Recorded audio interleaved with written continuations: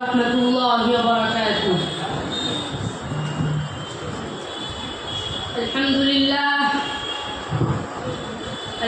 لله وكفى وسلام على عباده الذين اصطفى أما بعد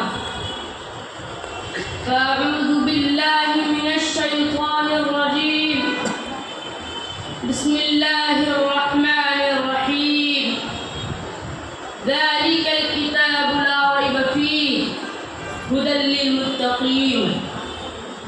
وقال النبي صلى الله عليه وسلم خيركم من تعلم القرآن وعلمه. صدق الله العلي العظيم وصدق رسوله النبي الكريم. الہی رونق اسلام کے سامان پیدا کر، الہی رونق اسلام کے سامان پیدا کر، دلوں میں مومنوں کے الفت قرآن پیدا کر۔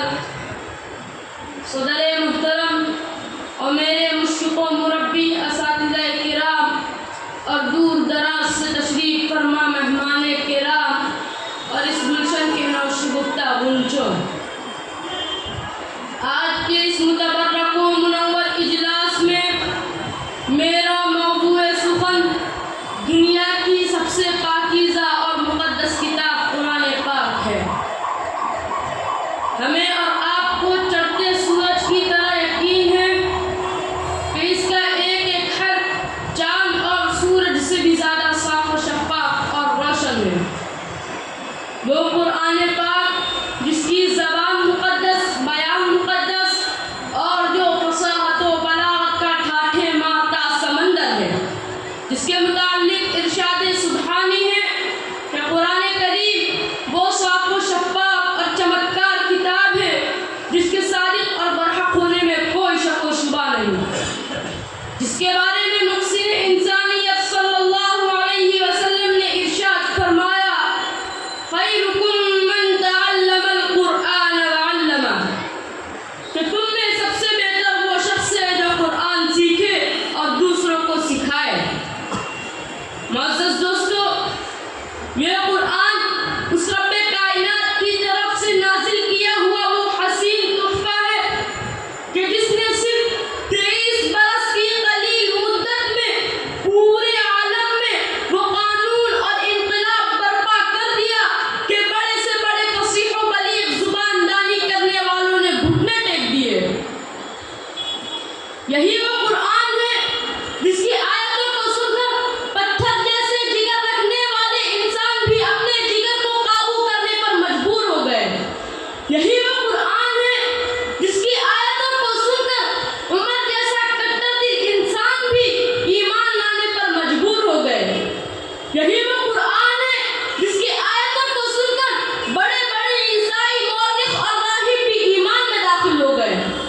یہی وہ قرآن ہے جس کی آیتوں کو سن کر انسان تو انسان، جنات بھی ایمان لانے پر مجبور ہو گئے۔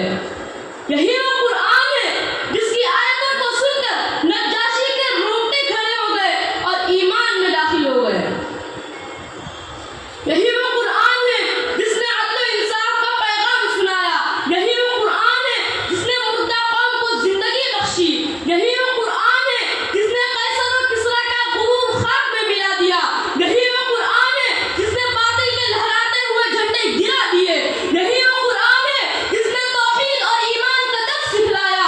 یہی وہ قرآن ہے جس نے ایک ایشور کی بھکتی سکھلائی۔ یہی وہ قرآن ہے جس نے غیروں کے سامنے سجدہ ریز ہونے سے منع کیا۔ یہی وہ قرآن ہے جس نے ماں باپ کے حقوق بتلائے۔ یہی وہ قرآن ہے جس نے جنت و جہنم کا درس سکھلایا۔ یہی وہ قرآن ہے جس نے آج مجھے کہہ لینے دیجیے، یہی وہ قرآن ہے جس میں سارے علوم و فنون موجود ہے۔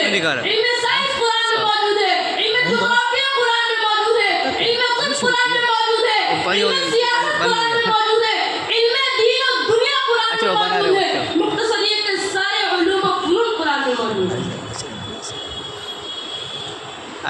یہ زمین و آسماں بحر و بر قرآن میں ہے، یہ زمین و آسماں بحر و بر قرآن